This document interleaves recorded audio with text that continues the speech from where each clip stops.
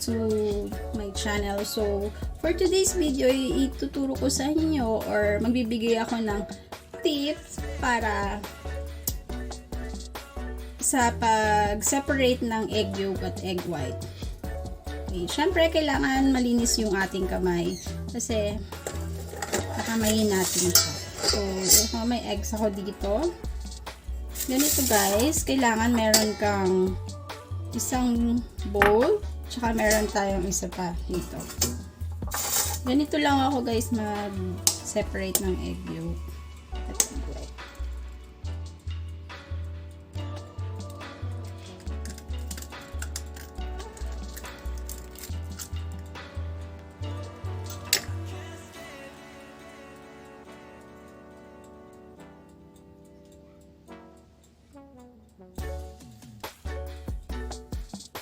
Tsaka kailangan pa natin ng isang ganitong lagayan.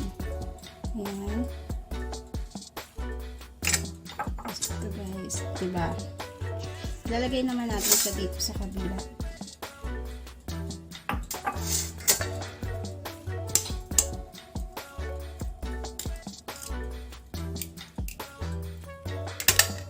Make sure lang guys na malinis yung ating mga kamay kapag ka nagaganito tayo.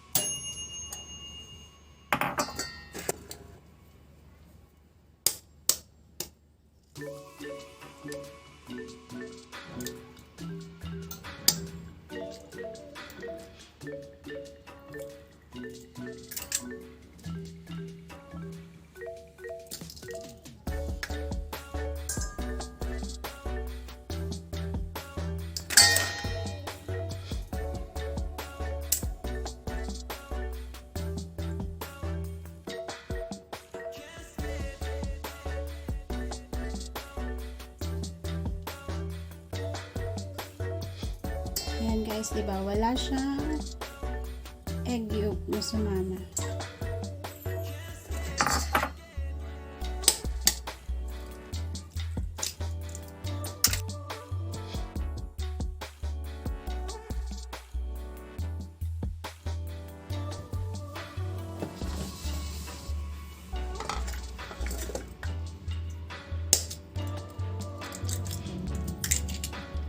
Nito tayo guys para maiwasan na punas tayo ng kamay para sure na walang egg yolk.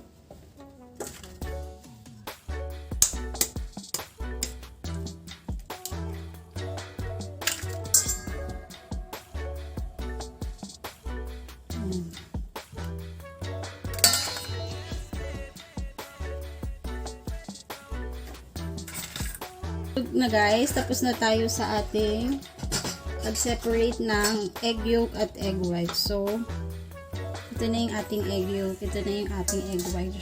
Kahit konting kapatak, wala siyang egg yolk, diba? Dahil na sineparate natin siya ng maayos. Gumamit tayo ng okay, this is the end of my video.